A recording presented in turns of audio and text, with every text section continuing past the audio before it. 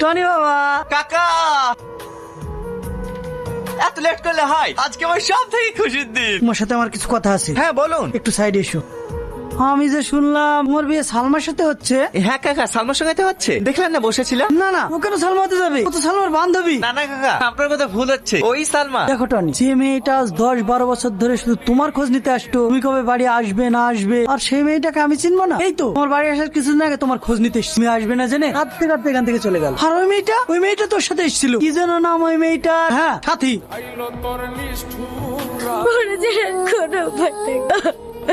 তাহলে সালমা এখন কোথায়? কর্তা আজকে যদি মাইকেল জ্যাকসন বেঁচে থাকতো না, আপনার নাম দেখে সেও হার মেনে যেত। এই ঠাট্টা করছিস? এই তুই বল, এই বয়সে যদি সালমার মতো মেয়ের সাথে বিয়ে হয় তাহলে আমি না নিচে থাকতে পারি? সাথী, তোমাকে আবার ডাকছে। হ্যাঁ যাচ্ছি। আঙ্কেল, আপনি আমাকে ডেকেছেন? কই না তো। তাহলে টনি যে বলল। আমি তো সাথীকে ডেকেছি, তুমি আসলে কেন? তাহলে তুমি কি সাথী? না মানে আমি কেন সাথে হতে যাব? আমি তো সালমা।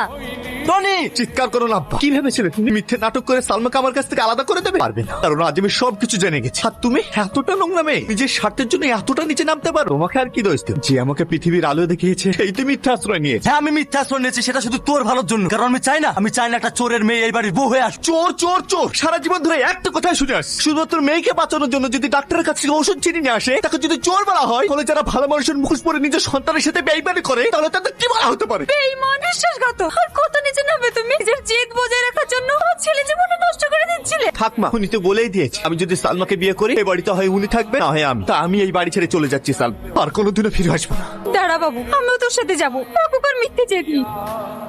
আর হ্যাঁ, তুমি বন্ধু হয়ে বন্ধুর যা ক্ষতি করেছো, তোমার মতো বন্ধু যেন আর কারণ না। চলে এসো মা।